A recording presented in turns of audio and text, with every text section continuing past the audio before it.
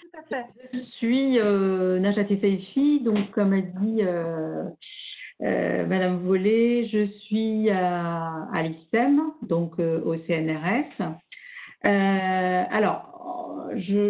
J'interviens parce que cette ANF qui a été présentée et portée par Madame Vollet, l'ISEM l'accompagne dans son organisation. Déjà, est-ce que vous pouvez dire ce qu'est l'IFSEM? Tout le monde Ah ne oui, sait oui, pas oui, ce non, qu'est mais l'IFSEM. Oui. justement, toute la présentation, c'est justement de présenter le contexte de Ah, l'IFM et comment nous, après, on peut faire des propositions de formation voilà. Mm. dans le contexte des humanités numériques. Très bien. Voilà. Donc, voilà. En même temps que l'IFSEM soutient les actions nationales comme celle-là, l'IFSEM propose aussi des actions de formation. Et voilà, c'est comme ça que j'ai rencontré Madame Vollet pour lui faire des propositions autour de l'action nationale. Voilà, sachant qu'il va y avoir des discussions entre vous, peut-être un petit peu tout à l'heure à la fin de cette présentation, pour faire remonter justement vos besoins, Mm. en particulier autour des outils numériques qui seraient potentiellement des outils à utiliser pour renforcer effectivement votre compétence au niveau informatique. Alors, le contexte effectivement du CNRS et surtout de l'IFSEM, puisque c'est de ça qu'on parle. Pour vous présenter un petit peu le contexte, et je le présente parce que ça a quand même un impact au niveau de la population, au niveau des catégories de personnes, au niveau du périmètre, un impact après sur quelle formation on peut mettre en place et quelles sont les catégories de personnes qui pourront y avoir accès et comment on peut faire pour les autres personnes. Bon, alors, je présente un petit peu le contexte quand même de l'IFSEM parce que c'est un service qui a été créé en janvier 2015 sous l'impulsion, bien sûr, de la Direction générale du CNRS. Et c'est un service qui a démarré en janvier 2016, donc il est quand même assez récent. On a 4 ans et demi d'existence réelle et de fonctionnement. Alors, c'est un service mutualisé dans le sens où il mutualise les formations pour les 5 délégations d'Île-de-France. Donc, c'est la délégation de Villejuif, de Paris-Centre, Gif-sur-Yvette, Meudon et Paris-Michel-Ange. Et en fait, ces 5 délégations, elles sont bien sûr à proximité puisqu'elles sont en Île-de-France. Et ça a été important de mutualiser leur formation parce que justement cette proximité permet justement de mettre en place des dispositifs qui seraient communs à toute cette population qui est en Île-de-France et qui représente quand même 40% de la population CNRS. Donc ça fait quand même 540 laboratoires et 12 000 agents CNRS. Alors, bien sûr, ici, je parle des agents CNRS parce que effectivement, l'IFSEM, c'est d'abord un service du CNRS, mais il n'empêche que les dispositifs de formation ne sont pas accessibles seulement aux agents CNRS, ils sont accessibles à toutes les personnes qui sont dans les 540 laboratoires du CNRS. Donc, s'il y a des gens voilà, de l'université, de l'INSERM, d'autres partenaires qui sont dans les laboratoires, ils ont accès à cette formation qui est mise en place par l'IFSEM. Alors, donc l'IFSEM, on est 11 personnes, donc une responsable et 10 personnes qui sont autour.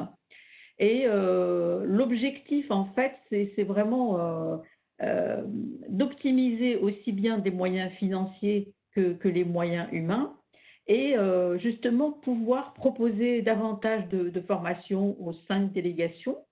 Et l'avantage, c'est que finalement, en optimisant les moyens, les agents y ont trouvé un grand intérêt parce que l'offre de formation, elle est énorme.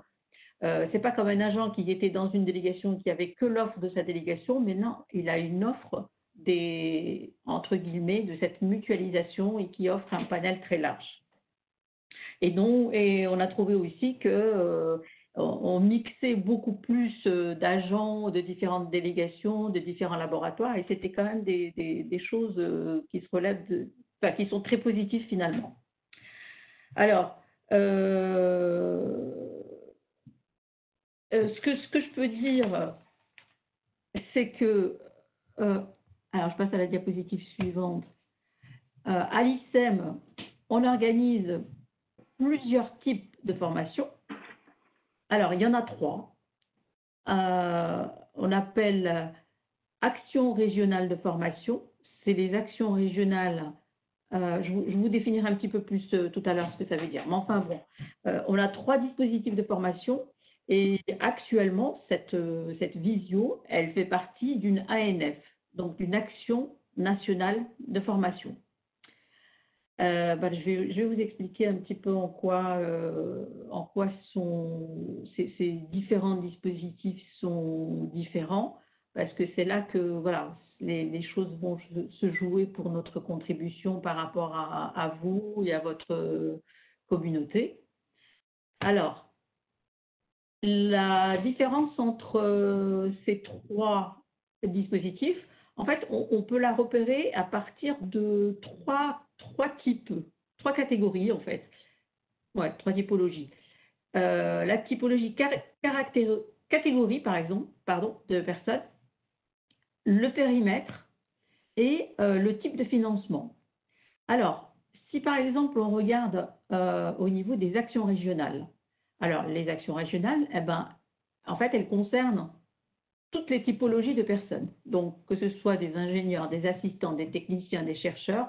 Alors, je n'ai pas mis les postdocs et les doctorants, mais c'est vrai que c'est une population qui vient aussi à nos formations.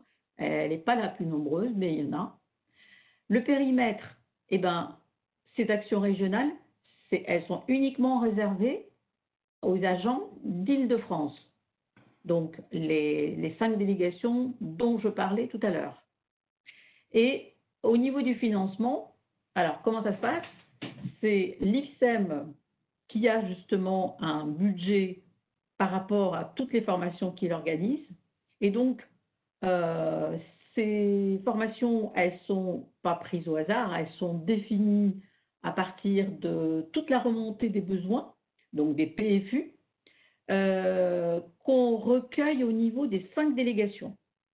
Donc, c'est à partir de ça qu'on dit il y a plusieurs demandes de chaque délégation, donc on monte une formation parce qu'on pense avoir suffisamment de personnes pour monter justement un dispositif. Alors, il y a le PFU, mais il y a aussi voilà, quelque chose qu'on peut monter parce qu'il y a des porteurs qui nous disent, par exemple, à travers l'exemple d'aujourd'hui, c'est-à-dire que quand j'ai rencontré Madame Vollet pour l'accompagnement de son action nationale, voilà, en discutant avec elle, il s'est trouvé qu'il y avait d'autres besoins, à part cette ANF, qui étaient plutôt des outils à mettre en place. Et voilà, on a dit, ben, pourquoi pas, pourquoi ne pas les organiser comme des actions régionales. Et donc, comme on a un financement, eh ben, c'est un dispositif qui peut être mis en place et dont on est, entre guillemets, un peu maître d'œuvre. Voilà. Concernant maintenant les actions nationales, donc celles que vous suivez aujourd'hui et à laquelle vous deviez normalement être présente, mais malheureusement, voilà. Alors, les actions nationales, c'est à peu près les mêmes catégories que les actions régionales. Et au niveau du périmètre, ça n'est pas uniquement réservé aux agents d'Île-de-France, c'est au niveau national. C'est-à-dire qu'il y a une communication, une publication, des informations concernant justement ce type d'action à toutes les délégations et tous les laboratoires du CNRS. Donc ça fait quand même pas mal de monde qu'on peut toucher. Et au niveau de comment on organise une action nationale, c'est tout un dispositif avec un process qu'il y a derrière. Donc, Madame Vollet a déposé son projet de cette ANF l'année dernière. Et puis, il y a eu tout un arbitrage par des comités, par des sections, etc., qui ont accepté effectivement ce projet et elle a eu le financement. Et voilà, Et donc, on l'a accompagnée pendant tout le process pour qu'elle mette en place, voilà, et qu'on l'accompagne pour mettre en place cette action. Voilà. Donc, on va dire, c'est pas facile d'organiser une action nationale. Voilà, il y a toute une campagne qui est annoncée par le CNRS et il faut donc suivre ce process pour avoir un financement.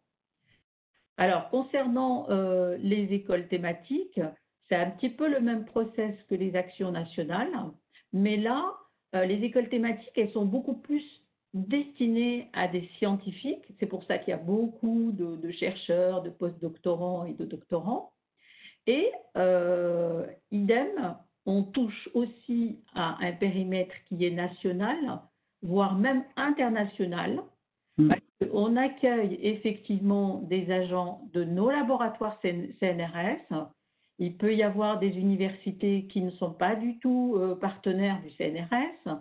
On peut accueillir des gens du privé et même des gens qui viennent de l'international parce que voilà, l'université peut avoir un partenariat avec voilà, l'Asie, le Japon et d'autres personnes qui peuvent être accueillies à ces écoles. Au niveau du financement, c'est à peu près la même chose que l'action nationale. Ça suit tout un process. Et donc, le porteur, là aussi, doit déposer son projet l'année précédente pour avoir le financement et pouvoir mettre en œuvre voilà, son école et voilà, en ayant faire la publicité pour pouvoir accueillir les personnes qu'il a. Donc, on va dire que nous, on est actuellement dans une action nationale, mais nous, ce qu'on propose pour vous accompagner, ça serait plutôt des actions régionales. C'est là où on a vraiment la main et c'est là où on peut, voilà, sans passer par des processus trop longs, pouvoir décider de quel type de formation vous avez effectivement besoin pour qu'on puisse mieux vous accompagner. Voilà. Alors, juste pour vous donner une petite idée des actions, effectivement, et du nombre d'actions qu'on mène. Alors, au niveau des actions régionales, en 2019, on a formé donc 2800 stagiaires. On a eu 198 actions de formation qui se sont déclinées en plusieurs sessions. Donc, ça a fait quand même 541 sessions, c'est énorme. En termes d'action nationale de formation, donc on a formé 1300 agents et il y a eu au niveau national beaucoup d'actions, mais celles que nous, IFSEM, on a accompagnées, elles sont au nombre de 52. Et idem pour les écoles thématiques, on a eu 1700 stagiaires qu'on a pu former. L'année dernière, on a eu 30 écoles qui ont pu être réalisées. Et aujourd'hui, nous avons 35 projets retenus et qui, voilà, qui sont dans le process pour continuer à être arbitrés correctement. Voilà, ça c'est pour vous donner juste un petit peu un aperçu de nous, ce qui se passe et dans les réalisations. Alors, on a une typologie des formations qu'on met en place au niveau des actions régionales. Donc là, ici, c'est régional, donc c'est Île-de-France. Donc, on a des connaissances, on a 11 domaines de connaissances. Les connaissances scientifiques, les techniques spécifiques, l'informatique, la bureautique, l'utilisation d'applications CNRS, tout ce qui est prévention et sécurité, tout ce qui est partenariat et valorisation, les finances et la comptabilité, les ressources humaines, le management et qualité et la culture institutionnelle et efficacité personnelle. Alors, moi particulièrement, je m'occupe du domaine des connaissances scientifiques. C'est pour ça que voilà, je propose effectivement de contribuer à au développement des compétences autour de votre communauté parce que on va dire que vous êtes quand même une communauté de scientifiques. Donc c'est dans ce contexte-là que effectivement l'IFSEM souhaite développer davantage sa contribution. Et donc, si je rentre un petit peu plus dans le contenu de ce qu'on appelle connaissances scientifiques, donc là je fais un zoom sur ce que c'est que les connaissances scientifiques, ben, c'est tous les domaines scientifiques du CNRS. Donc les mathématiques, la physique, la chimie, les sciences de la vie, sciences de l'univers, sciences de l'ingénieur et instrumentation, sciences informatiques communication, et ici, sciences humaines et sociales qui vous concernent, et sciences de l'environnement. Et donc, nous, à l'IFSEM, c'est vrai qu'on met en place, et c'est quelque chose voilà, qu'on a l'habitude de faire même dans les délégations, c'est-à-dire qu'on a l'habitude de former pas mal d'ingénieurs, de techniciens, d'assistants ingénieurs, et malheureusement, on n'arrive pas suffisamment à attirer ou à former les chercheurs. Bon, bien sûr, on le comprend, ils ont des colloques, des conférences, des workshops à travers lesquels ils se forment. Mais on s'est dit que peut-être qu'on pourrait effectivement, au sein de l'IFSEM, contribuer peut-être davantage à pouvoir développer leurs compétences et leur proposer des formations qui sont peut-être un petit peu plus ciblées. D'autant plus qu'on se rend compte qu'on a des potentialités au niveau de nos laboratoires. On a des expertises, on a des gens qui connaissent bien des outils et qu'on peut, au sein de notre communauté dans les laboratoires, trouver ces gens-là pour pouvoir transmettre leurs connaissances, transmettre leur pédagogie à d'autres personnes qui sont au sein des laboratoires. Voilà, l'idée, c'est ça. Alors, pour vous donner juste une petite idée de ce qu'on a formé en 2019, quel type de formation, voilà, on en a organisé pas mal, mais pas mal en biologie peut-être, parce qu'il y a beaucoup de demandes qui sont remontées. Et voilà, il n'y a pas beaucoup de formations en sciences humaines et sociales. Il y en a eu 2, mais c'est la même avec 2 niveaux différents. C'est en photogrammétrie. Alors, bien sûr, elle est destinée plus à des archéologues, mais voilà, on a quand même pu mettre ça en place. Et voilà, l'idée, c'est de pouvoir développer un petit peu plus cette offre. Et donc, voilà, comme je disais, donc nous notre objectif, c'est de soutenir un petit peu plus, pourquoi pas, la communauté des sciences humaines et sociales. Et en fait, ce qui va, pour qu'on puisse justement contribuer et pouvoir développer des dispositifs, il faut qu'on connaisse mieux les besoins, c'est-à-dire vos attentes à vous, et puis pour voir quel type de contenu de formation on peut mettre en place. Voilà, c'est-à-dire quel type de modalité et faire en sorte qu'on puisse construire ensemble un dispositif qui vous corresponde et qui soit, j'allais dire, un peu sur mesure. Voilà, pourquoi pas. Donc, en discutant avec Madame Vollet, effectivement, voilà, les 3 ateliers qu'on a pu ressortir, voilà, ça a été Zotero, Omeka et Tropi. Donc, voilà, c'est une idée. On s'est dit pourquoi ne pas justement monter ces ateliers-là. Bien sûr, dans la continuité de votre action nationale, celle que vous auriez dû avoir ou celle que vous allez avoir l'année prochaine. Donc, dans la continuité, pour que justement vous maîtrisiez un peu plus ces outils et voilà, avoir les bases sur les standards que vous utilisez. Alors, tout à l'heure, on a entendu une personne qui a parlé de OpenTeso, effectivement.